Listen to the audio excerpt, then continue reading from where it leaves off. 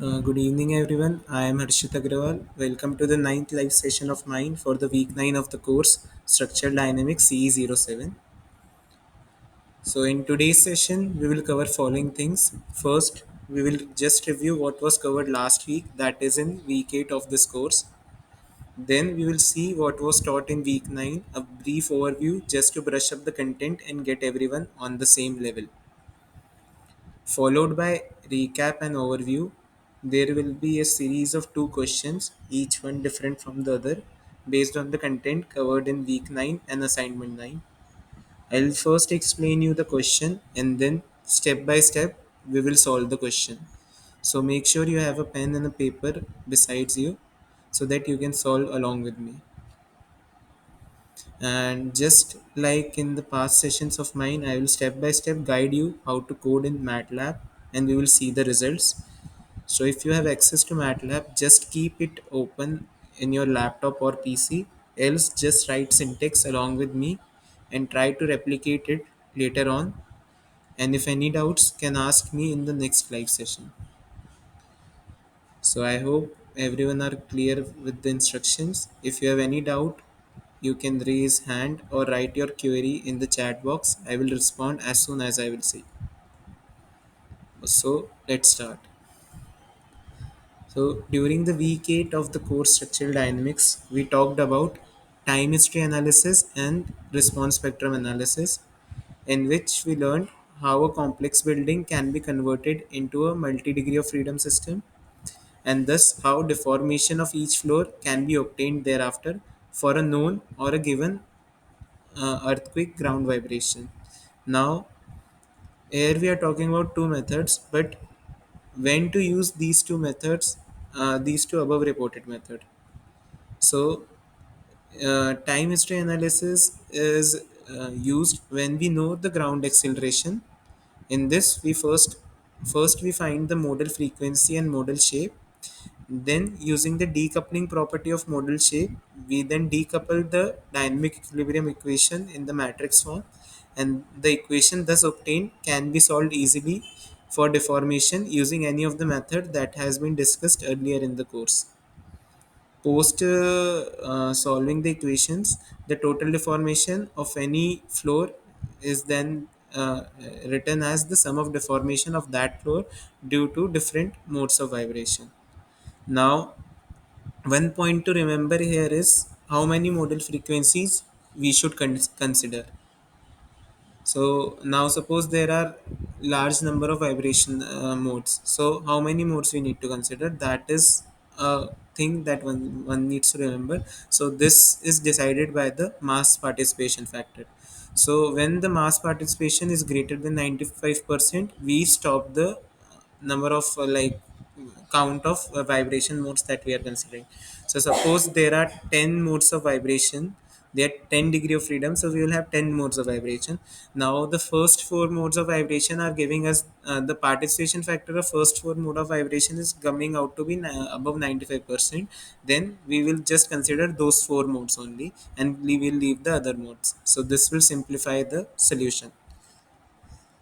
Apart from time history analysis, there is response spectrum analysis. It is used when ground acceleration spectrum is known to us.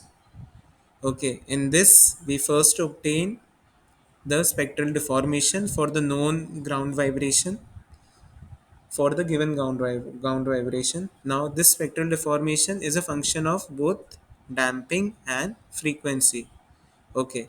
However, all modes of vibration don't participate equally, that we know from the participation factor. So, the maximum deformation of a particular floor for a particular mode of vibration is written as the product of participation factor into modal shape of that floor for that mode in multiplied by spectral deformation value.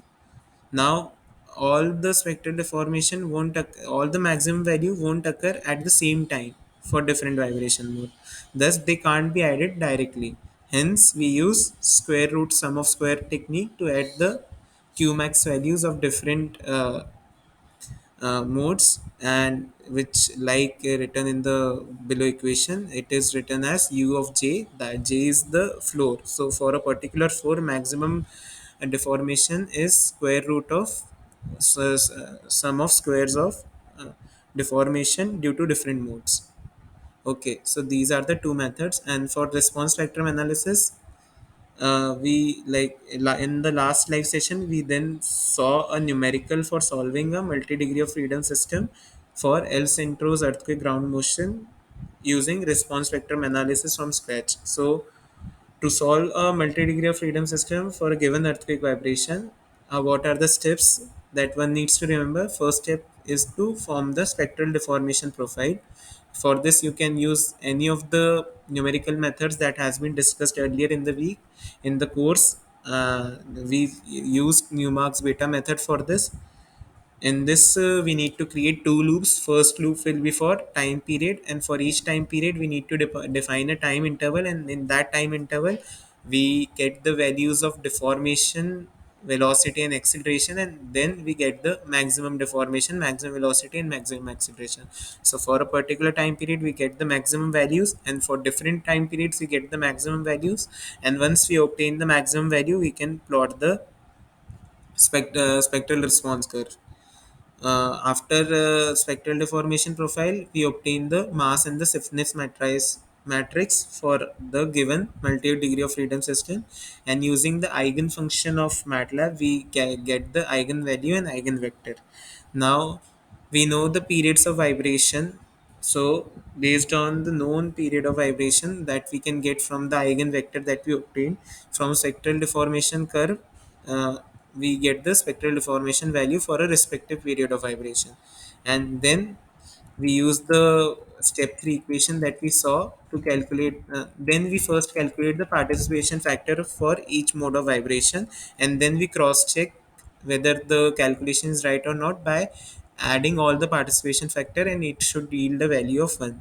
And once we obtain the participation factor value and the spectral deformation value, we calculate the maximum deformation of each floor using response spectrum analysis via square root sum of square method. So this was one single numerical that we saw last week, where we wrote the entire code in MATLAB from scratch for each step. Okay, so this was how we got the spectral acceleration, spectral velocity, and spectral deformation curve, and these were the modes of vibration that we obtained, and then we calculated the maximum deformation value. So you can see in first mode all the deformation is along the same line. In second mode there is one deflection, there is one point where it is crossing the y-axis, and in third mode there are 2 points where it is crossing the vertical axis. Now last week, that is in week 9, we learned about 3D dynamic analysis, which enables us to analyze a structure in near real conditions by considering both rotational and translational degree of freedoms.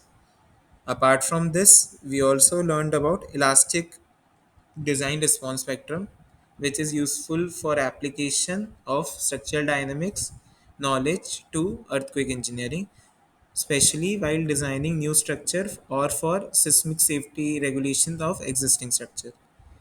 The content of week 9 was divided into different modules as in week 9 module 1 we read about 3D dynamic analysis, wherein we saw how to generate the dynamic equilibrium equation for a 3D frame considering both translational and rotational motion in the structure. And in week 9 module 2 we learned about generation of elastic design response spectrum in a step by step manner. Partially we have solved this part before also, so that was not something completely new to us. So moving ahead, we will just brush up all the formulae and relation we saw last this week, so that everyone can understand numerical and MATLAB part coming ahead properly. So just to brush up the basics, the dynamic equilibrium equation is given as inertia force plus damping force plus stiffness force is equal to externally applied force.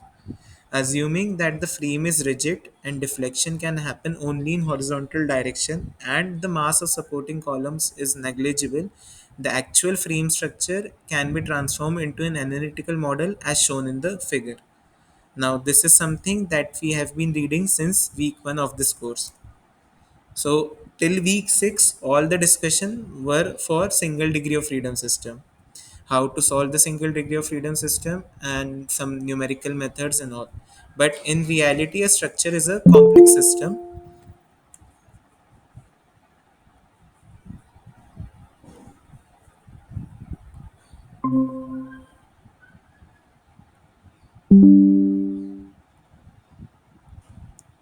Okay. So till week 6, all discussion were for single degree of freedom system, but in reality, a structure is a complex system, which can be seen more accurately as a multi-degree of freedom system, since it generally rises up to multiple floors and thus can't be concentrated as a single point. Thus, an actual complex structure is broken down into a multi-degree of freedom system in which number of floors is equal to number of degree of freedom, and thus this structure with concentrated mass of each floor can be like and the known stiffness value can be simplified into an analytical model as shown in the figure in the right, as a spring block system. Now, moving ahead from generation of dynamic equilibrium equation in matrix, we were yet to consider 3D frame. Since discussions till week 8 were only for 1D deformation. Thus, in week 9, we read about deformation in 3D frame. Here we saw, suppose we have a simple one-story 3D frame possible to be subjected to both translational and rotational vibrational. Then this 3D frame can be seen in 2D as shown in the figure in the right, where there is the first floor base and four columns in the orange mark. Now, point to remember, the stiffness at a particular site is not just due to a single column, but the net stiffness of all resisting column in that direction. So Ka, Kb, Kc, and Kd is the net stiffness of the resisting columns. And how we get the net stiffness, we discussed in week 1 using series combination or parallel combination. So knowing the net stiffness along each direction, the stiffness matrix can be written as as follows, as you can see on your screen, and as we discussed in the course. Now, how we came up to this, by considering unit deformation along x and no deformation along y and no rotation, and then unit deformation along y and then unit deformation and unit rotation. So for each condition we saw what is the stiffness it will be offered along different degree of freedom, and we found the we got the stiffness matrix. And the mass matrix is written as m1 0 0 0 m2 0 0 0 I naught. Now what is this I naught? So during translational motion, inertia force considers the entire mass, but in rotational motion, not all mass move in the same direction by the same distance. They just rotate equally. So from basics of mechanics, the mass participation in rotation is given by the mass moment of inertia I naught, which is nothing but m into a square plus b square upon 12. So a and b are the sides of the frame.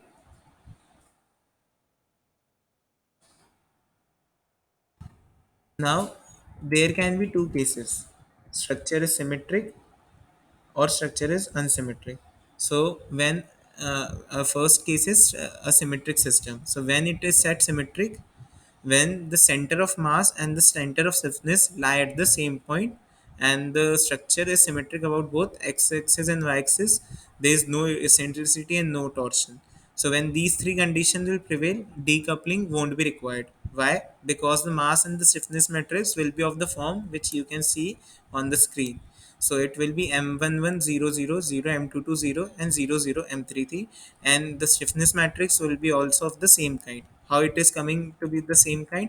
Because our K is equal to Kc and Kb is equal to Kd. So Kb minus Kd will be 0, Kc minus Ka will be 0. So these terms which are causing the unsymmetry will become 0. So we'll obtain a diagonal matrix only. So this will make the system like this will remove the requirement of decoupling, and thus that dynamic equilibrium equation that we saw for three D three for multi degree of freedom structure, it can be solved independently for each row. And the second case is when structure is unsymmetric. So when it is said unsymmetric, when the center of mass and center of system doesn't lie at the same point, and there is unsymmetry about x-axis and y-axis. So when there is unsymmetry, there is eccentricity and torsion. So a translational motion along one direction may generate rotational motion also. Now, when this happens, the mass matrix is the same, but in stiffness matrix, there are other terms also apart from diagonal elements. So, this causes requirement of decoupling, because when we will write the dynamic equilibrium equation, multiple unknowns can come in the same equation. So, we require decoupling. Okay, and how to solve this, how to decoupling, how we will do the decoupling by using the eigenvector property of decoupling that we saw in the week 8. Now, apart from discussion on 3D system, we saw steps to generate design response spectrum. What were those steps? So this is something that we have been doing since last 2 weeks, like how to generate the spectral deformation profile, till how to generate the spectral deformation profile, and there are some additional steps to that also now. So first, we need to select n number of ground motions that are critical to us. So like how many ground vibrations are possible that we need to consider. Now for each ground, all these ground motions we normalize. How we normalize? By considering the maximum ground motion and dividing by it. Okay, once we have normalized all the ground motion, we find the response spectrum for each ground motion at different time periods. So this we saw using Newmark's method, where first we create a loop for time period, and second we create a loop for time within each time period. So we'll get the response spectrum. Once we get response spectrum for different ground motions, we get calculate the statistical mean and the mean plus one standard deviation curve. So once this is done, we just check the endpoints. Like the vertical line will give us the maximum value for pseudo spectral velocity, and the 45-degree line and minus 45-degree slope line will give us the value of vector acceleration, vector displacement. So we linearize our curve by considering PA, PV, and PD: pseudo acceleration, pseudo velocity, and pseudo displacement. And then we divide the linearized curve by defined periods. So there are some defined points of period in Newmarks and all. We use those to divide the curve, and then we use transformation equation to transform spectral velocity and spectral acceleration, or from spectral acceleration to spectral velocity, or from spectral displacement to spectral velocity, that we saw in the week 7 of the course. And then based on the damping present in the system, we select the amplification value, we amplify the linearized curve, and we transfer the log scale into normal scale, and we thus get the design response vector. So most of the steps we have seen earlier also, so we will not see this question again, this numerical again today. So this is a very basic that one can understand now. Okay, so I hope the week content is clear to everyone. So we'll proceed on with the questions now. Any doubts in the week content?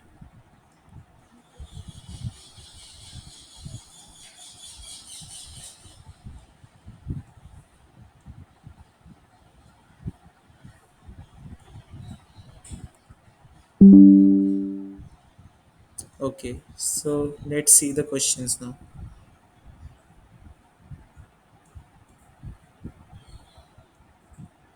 So just to reiterate how we generate this design response, we will obtain the SD profile, then we'll form matrices, and then okay. So this is done. So this is the question one. The question says the structure to be analyzed is a 3D steel frame, the top view of which is shown in figure. The structure is subjected to a constant earthquake vibration force along x direction and y direction. The value of those forces are given. The floor is made of M25 grade concrete with thickness of 200 mm.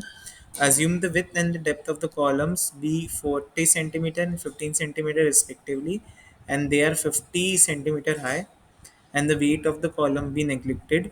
Determine first mass and stiffness matrix and then deformation along each direction.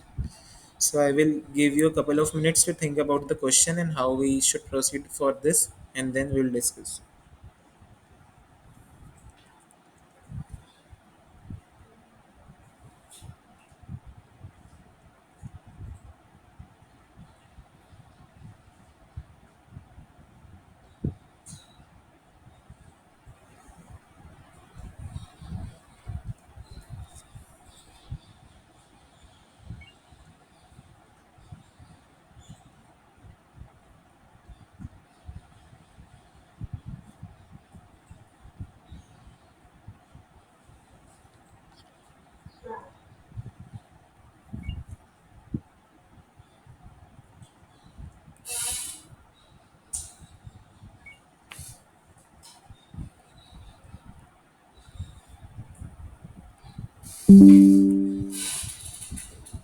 अंधेरों में ही रहने की फांसी।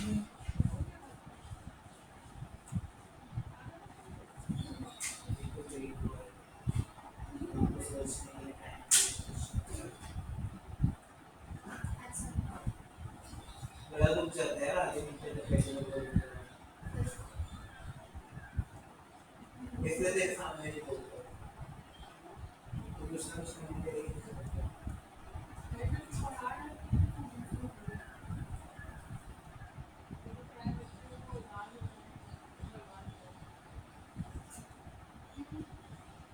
साथ में के किसी को कुछ ज़्यादा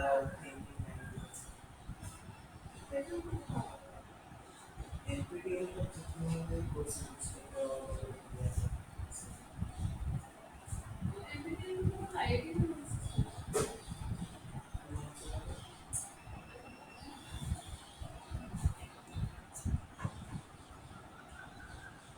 लाइव सेशन दे स्पीक का कंटेंट ये उनको पास उसके बाद हम स्पीक के कंटेंट को समराइज करके क्वेश्चंस फॉर्मुलेट करते हैं और वो डिस्कस करते हैं कि तुमने सीख पढ़ा तो क्या मतलब और एक्टिविटीज के लिए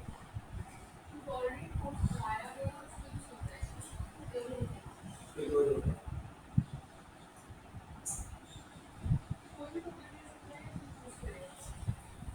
हमें ऑप्शंस देंगे तुम करो फिर तुम्हारा प्रोजेक्ट होगा उसका करेंगे तो मैंने गलती से कोई स्कोर था 07 कोर्स में उसको 06 कर दिया मुझे कोई रैंडम कोर्स मिल गया तो मुझे देना है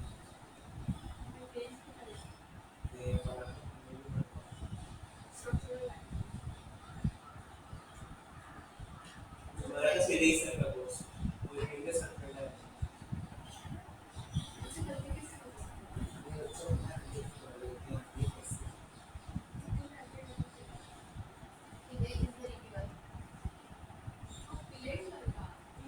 दिमाग से रहेगी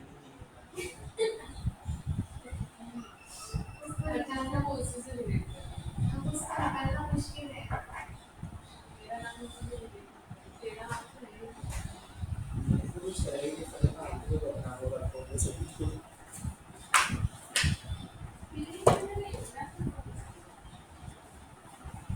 क्या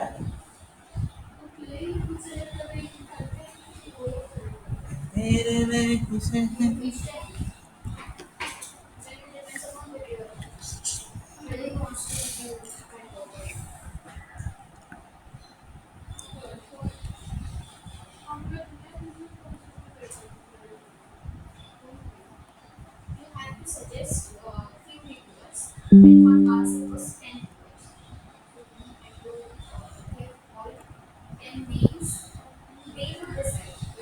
Okay, so let's see the solution now. So what is given in the question? We know a 3D frame, the top view of which is given. We know the sides 1 meter by 1 meter. We know there are four columns. Okay, so the dimensions of the columns we know 40 centimeter width, 15 centimeter depth, and 50 centimeter high, and the weight of the column is neglected, so the only weight will be come from the base slab. Okay, and we will first need to determine the mass and the stiffness matrix, and we will then determine the deformation along each direction. So as done in every other live session, first step will be to determine the system parameters. So the mass and the stiffness are the two system parameters that we need to determine. So mass of the concrete floor, the mass is nothing but density. Density is nothing but mass upon volume. So mass will be density into volume. Now the density of concrete is nothing but 25 kilonewton per meter cube. Okay, so it will come out to be 25 into L into B into H. Length is 1 meter, that is given. Breadth is 1 meter, and the depth is 200 thickness, so it will be zero point 0.2 meter. So the mass will come out to be 5 kilonewton. 5 kilonewton is the weight, so mass will be weight upon acceleration due to gravity. Let's assume the acceleration due to gravity to be 10 meter per second square. So yeah,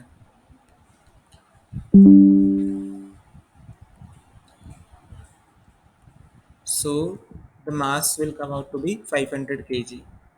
Now stiffness of each column. So for stiffness we need to determine the moment of inertia and modulus of elasticity. Moment of inertia is nothing but BD cube by 12. B is given 40 centimeter and D is given 15 centimeter. So 40 into 15 cube by 12, so it will come out to be 1250 centimeter to the power 4.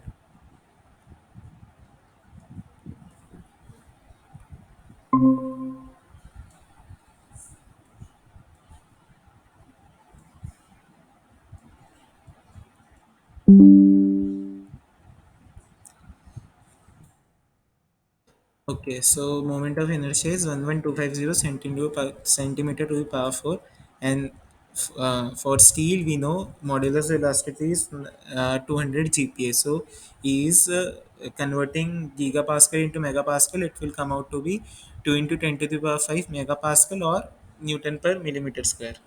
Now stiffness of column, with a fixed support at one end and the free support on the other end is given by 12 ei by h cube.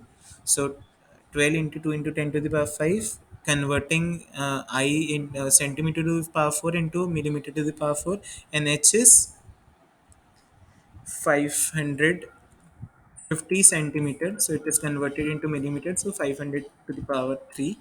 So the k value will come out to be 2160 into 10 to the power 3 newton per millimeter, or 10 to the power 6 newton per meter. Now we'll form the mass and the stiffness matrices. So mass matrix is will be given by m0, 0 m0 and 0 I naught. So m value we know, and I naught, the mass moment of inertia is 500 into a square plus b square by 12. So a and b are 1, that is given in the question. So mass matrix will come out to be 500 0 0 0 500 0 0 0 83.33.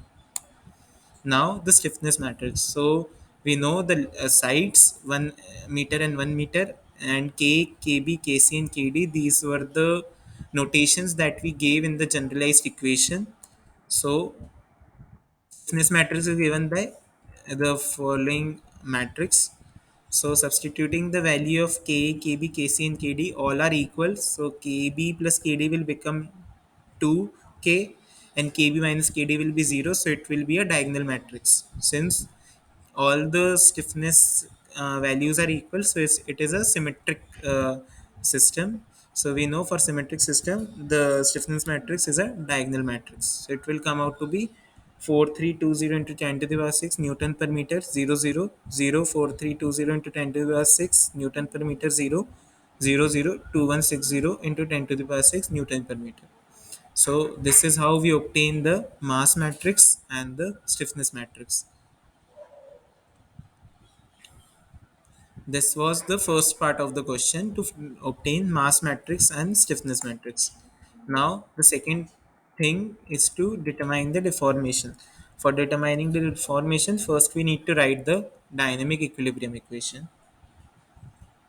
So, how it is given? Since there is no damping present in the system, the dynamic equilibrium equation will be given by mu double dot plus ku is equal to p. P is the external force. So, we know the mass matrix. u double dot is nothing but acceleration, and u is the deformation. So we know the mass and the stiffness matrix and the external force along x and y. So this is how the dynamic equilibrium equation will be seen. Now we can see that the equation are already decoupled. So you can see when we try to open this equation, so 500 into u double dot x plus 4320 into 10 to the power 6 ux is equal to 10,000. Similarly in the second and in the third, so ux terms are separate, uy terms are separate, and u theta terms are separate. They are not coming together in one equation. So this is a decoupled equation. So the matrix can be opened and written as three separate equations. Now we can see these are nothing but three simple single degree of freedom system. The first two are the cases for undamped forced vibration, undamped vibration in the arbitrary force case that we have discussed in around week 6. And the last one is the undamped free vibration case that we discussed in week 1 or week 2 of the course. So, how to determine the deformation? So, this is something that we have seen earlier in week 6. For undamped system under arbitrary force, the response is written as u of t as given in the equation. And since p is a constant force, so integration will be simplified and u of t will be given by p naught by k 1 minus cos omega n t, where omega n is nothing but the natural period of vibration, which is given by under root of k by m. Okay, so how we will determine? So along x-axis we know the force, we know mass, and we know stiffness. So substituting all the values in the equation, uxt will come out to be 2.3 into 10 to the power minus 6 1 minus cos 2939t. Now what is the maximum value of deformation? It is nothing but 2 p naught by k. So when cos theta will be minus 1, then the deformation value will be maximum because it will become 2 times the p naught by k. The outside term is nothing but p naught by k. So the maximum deformation is 2 times 2.3 into 10 to the power minus 6. So it will come out to be 0.0046 millimeters. So this is the maximum deformation along x direction. Similarly, along y direction, we can again write uyt, which will come out to be 1.15 into 10 to the power minus 6, 1 minus cos 2939t. And when maximum deformation value will be there when the cos theta will be minus 1, so it will become 2 times p naught by k. P naught by k is the external term, so it will become 2 into 1.15 into 10 to the power minus 6. So it will be nothing but 0.0023 m.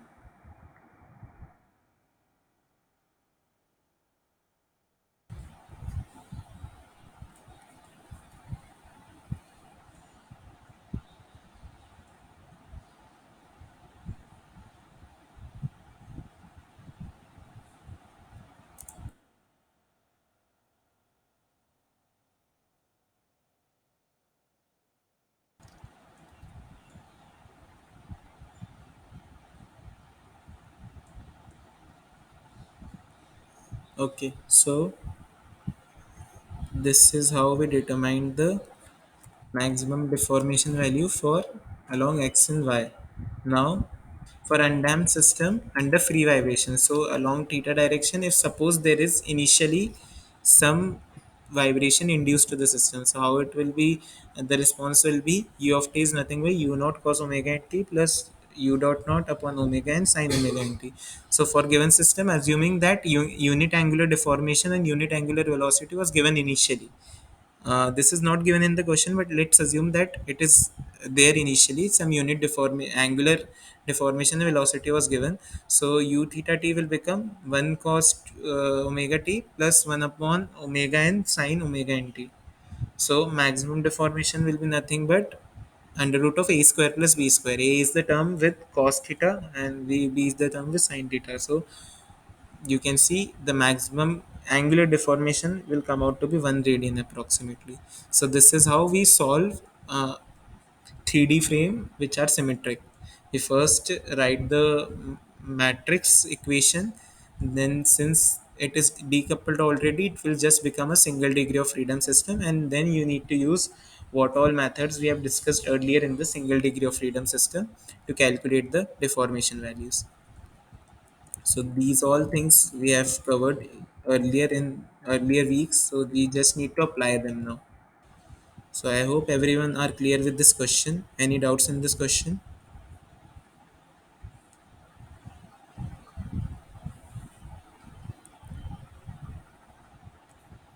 Okay, so let's see the next question now. Now this was a symmetric system. Now the second question says the structure to be analyzed is a 3D frame, the top view of which is shown in figure. The structure is just subjected to a constant vibration force along x direction only. The floor is made of M25 grade concrete with thickness of 200 mm. Assume the width and the depth of the column to be 40 cm, 15 cm respectively, and they are 2 meter high. This time, this value has been changed. Okay, and the weight of the column is neglected. Determine the mass and the stiffness matrix and deformation along each direction. So, this is the frame structure. You can see this is an unsymmetric system now, and there is a horizontal force along. And there is a force along x direction given to the system. The width, the sides are now 5 meter. So I will give you a couple of minutes to think about the question, how we will proceed on with this question, and then I will tell the solution.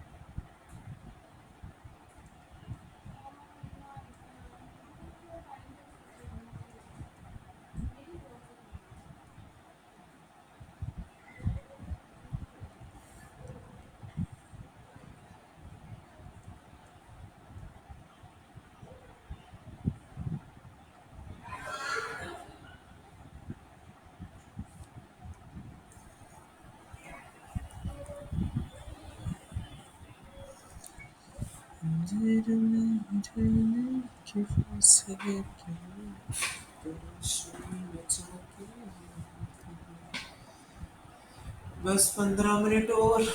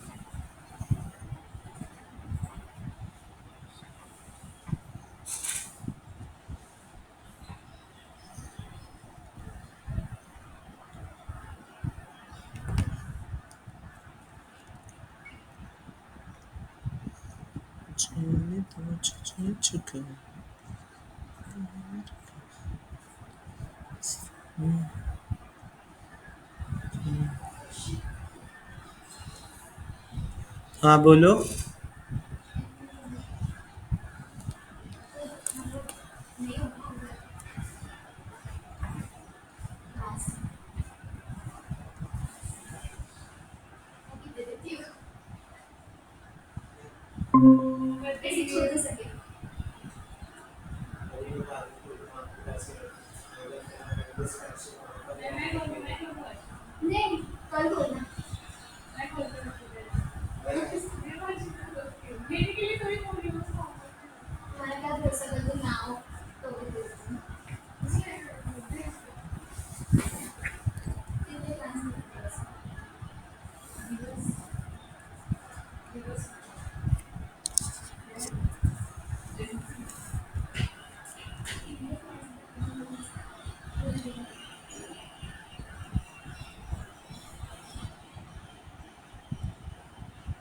Okay, so let's see the solution now.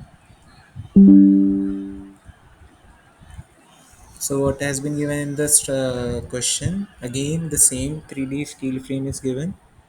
This only change this time is the force. So force is acting along one direction only, and this is and the stiffness values of the columns have been a little altered a little. Okay. So step one will be again to determine the system parameters. So mass of the concrete floor will be given by density into volume. So density is 25 kilonewton per meter cube, and volume will be L into B into H. So this time volume will change since the sides of the frame has been changed to 5 meters. So volume will become 5 into 5 into point 0.2. So the mass will come out to be 12500 kg. Okay, and stiffness of each column BD cube by 12, the value will be the same, E value is the same, and K value will now change because the height of the column has been changed to 2 meter, which was earlier 50 centimeter. So the K value will come out to be 33750 Newton per mm. So these are the first basic system parameters. Now after this we need to determine first the mass and the stiffness matrix. So the mass matrix will be given by M000 M000 I naught. M value we know, I naught value also we know, M into A square plus B square by 12. So it will come out to be 52083.33. So this is how we will get the mass matrix. And second is stiffness matrix. So we know Ka is equal to K, Kb is equal to 2K, Kc is equal to K, and Kd is equal to 3K. So stiffness matrix is nothing but general equation stiffness matrix we know. Now substituting Kb, Kd, K and Kc with the known value of K, we'll get stiffness matrix simplified as 5K0 minus 2.5K, 0 2K0 minus 2.5K, 0 43.75K. Okay, so this is in terms of K. Now substituting the value of K, we'll get the stiffness matrix values as follows. Okay, so this is for the unsymmetric case. So we can see apart from diagonal elements also there are some values coming. So it will cause unsymmetry. It will form a coupled dynamic equilibrium equation. Now, when we will write the dynamic equilibrium equation, since there is no damping present, dynamic equilibrium equation will be given by mu double dot plus Ku is equal to P. So substituting the value of mass matrix and the stiffness matrix, so it will be given by this equation. P is nothing but 100 kilonewtons, so 100 into 10 to the power 3 Newton, and 0 and 0, since in y and z direction, in y and rotational direction there are no forces. Now look at this equation and this diagram, the general diagram of the 2D diagram of the frame structure. What can be said? Decoupling is required in this case. Why? Because of difference in stiffness of resisting column for force in x direction. So when a force is applied in the x direction, so we can say in one side the stiffness is 2k and in the other side the stiffness is 3k. So what will happen, the structure will show some displacement along x direction, but it will also show some rotation. So both ux and u theta will come into action. But if the force was applied along y direction, so the stiffness, the move the force resisting members will be parallel to y direction. So those will be both k and k. Since both the stiffness element are equal, so there will be no rotation motion would occur, and the system would simply be a single degree of freedom system. So this can also be seen from the equation.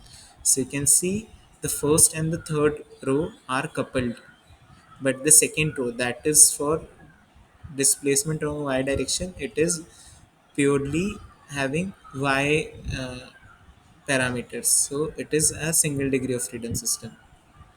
Okay. Now, how to solve this equation? So decoupling can be done as follows. First, we'll need to determine the eigenvector and eigenvalues. So how we'll determine the eigenvector and eigenvalue? We'll use the MATLAB for this. And then from the known eigenvalue, by pre and post multiplying eigenvector to mass and stiffness matrix, it will get decoupled. So this is the property of eigenvector that we saw a couple of weeks back. Then we'll find the participation factor for each mode of vibration, and then the obtained equation will get into the form of qi double dot plus omega a square qi is equal to pi into f. So this is something that we have seen couple of weeks back, and we will now see the application for this. And omega is nothing but under root of k by m. So now I am opening the MATLAB software in my laptop. You can see how to code as of now and implement the same later on. We'll go step by step and define everything properly and clearly. These steps we are doing since last couple of weeks, so it is not something very new to you. But still, I will go step by step and define everything. All the syntaxes that I will be using today are been used last time, so please pay attention again. I will try to clarify all of them again with time, but try to learn more about MATLAB from official web pages, and more you will practice, the more clarity in command you will gain. Okay, so let's see.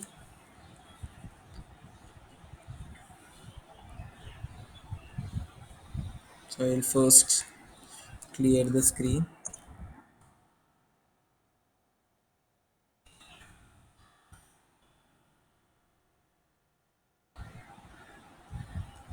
Okay, so as always, the first step will be to define the given values. Okay, so what is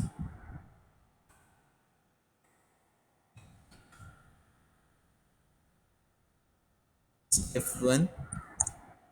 To define mass and stiffness matrices.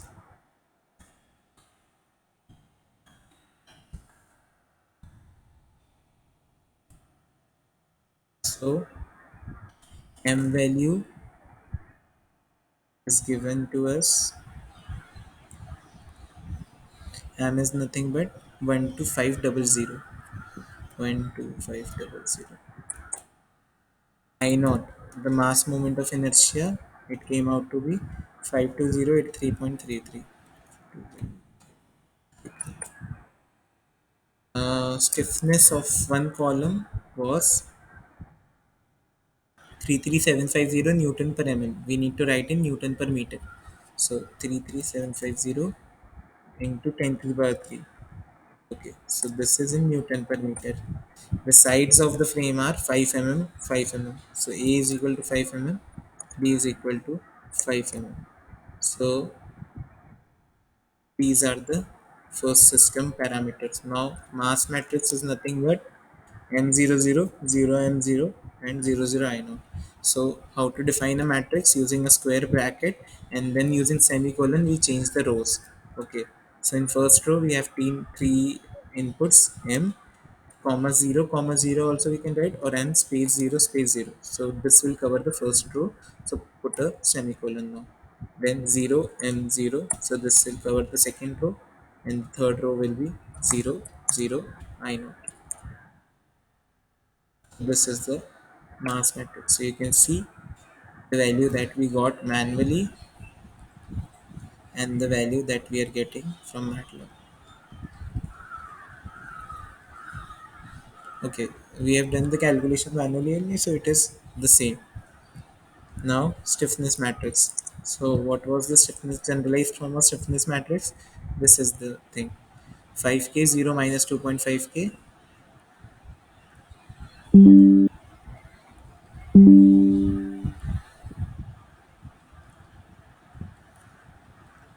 So again, square bracket 5k 0 minus 2.5k.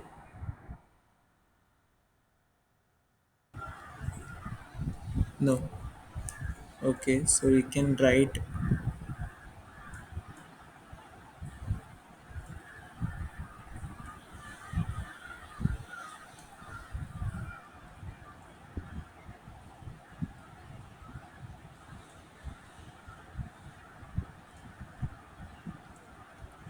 Okay, let's directly write in this one. 5k 0 minus 2.5k 0 2k 0 0 2k 0, and final row is minus 2.5k 0 43.75k minus 2.5k 0 3.75. This is stiffness matrix. You can see how the values are coming. Okay, now we have defined the both mass and the stiffness matrix. The second step will be step 2, finding eigenvalues and eigenvectors. Finding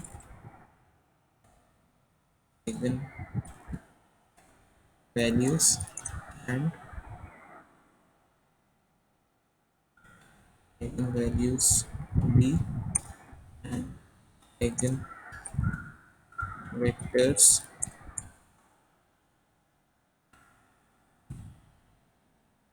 Okay. So how we do that? By using the predefined MATLAB function. So it is nothing but I to a comma n. Okay. So A will be the eigenvectors and B will be the eigenvalues. So eigenvalue will come along the diagonal. So how we can check the order, the mode, and the omegas? So let's say omega comma k is a matrix. We will sort square root of diagonal of D. So we'll only take the diagonal values of D matrix, which will be the eigen values. We'll square root them because we want omega, and we'll sort them. So we'll have the omega in the particular order. So okay, we missed one square. We missed closing one square bracket. So you can see these are the three omega values for each mode of vibration, and this omega value corresponds to first mode, then second mode, and then third mode. Okay. So just to simplify this, we'll define natural frequency. We can also define natural frequency like this. Natural frequencies omegas can be directly be defined as square root of d. Okay, so it will come out to be like you can see d is a diagonal matrix. Okay, just to show you what is the d, and natural period will be nothing but d is equal to 2 pi by omega. So 2 pi dot the omegas. So you can see the three time period.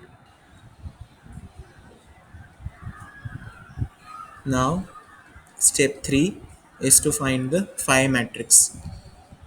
So 3 step 3, finding phi matrix by say assuming deformation due to rotation as unity. So if we assume the third elements are due to rotation. Okay, so if we assume, okay, first we need to separate for each mode of vibration. So let's say A1 is for first mode, A2 is for second mode, and A3 is for third mode. So A31, if we assume to be unity, so A21 will be nothing but A1 of 2 comma 1 dot star A1 of 3 comma 1, and A11 will be nothing but A1 of 1 comma 1 dot star A1 of 3 comma 1.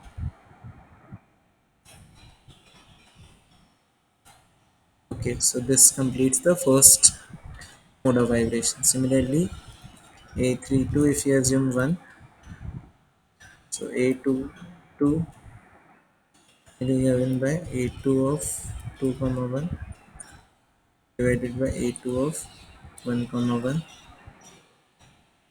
A2 of 3 comma 1,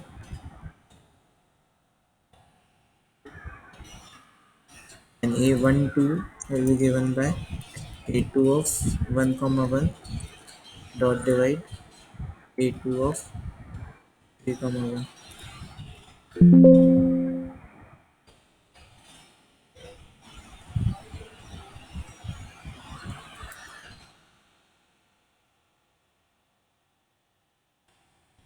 Okay, and A33 again we will given 1, so A23 will be given by A3 of 2 comma 1 dot divide A3 of 3 comma 1, and A13 will be given by A3 of 2 comma 1 dot divide A3 of 3 comma 1, A3 of 1 comma 1. Okay, now let's define an empty 5 matrix and store these values. So A1 will be nothing but A11, A21, A31,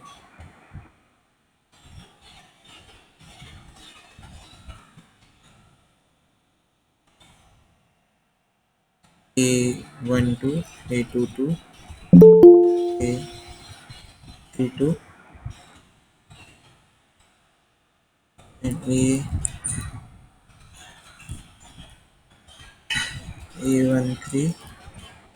A23, A33. I think someone has raised some doubt. Okay.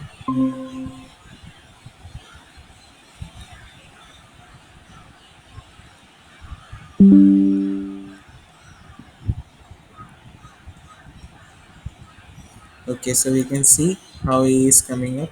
So these value may be very pretty small. So that's why they are appearing as to be zero, but they have some values which is not appearing till 4 decimal point, but there will be some values here also.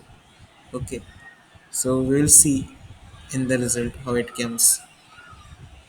Now the final step is to find the participation factor and then do the decoupling. So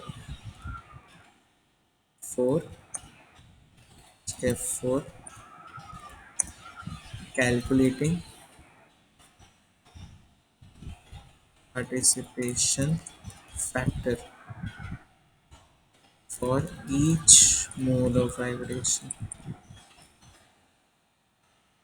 So the constant term that you use for participation factor, it will be 1 comma 1 comma 1, since they are 3 degree of freedom.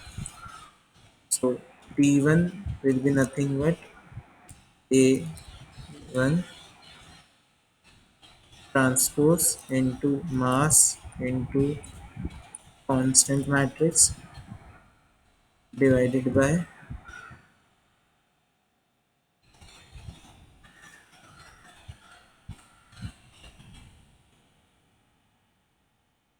A1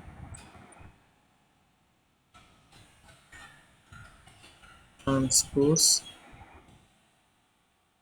into mass into A1.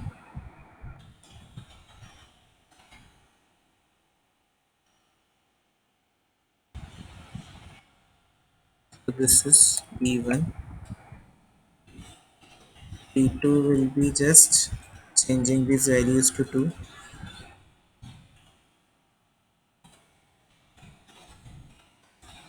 and P3 will be for third mode of vibration.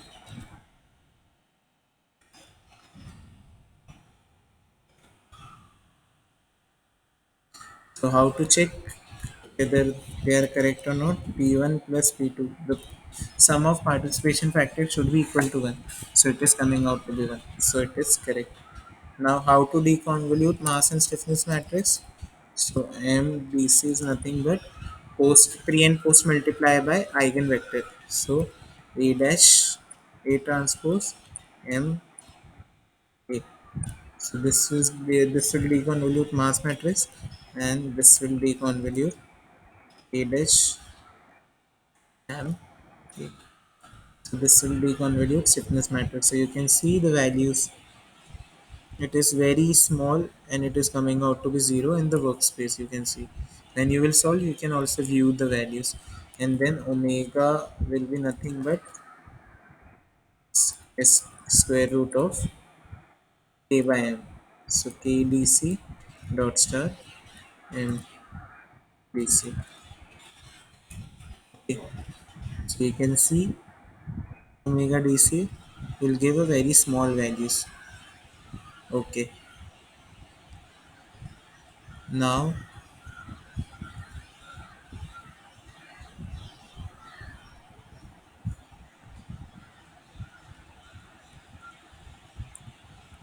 so once the decoupling is done, once this decoupling is done, we have obtained the decoupled mass and the stiffness matrix. So again, this question becomes like the previous one only. So what was there in the previous question?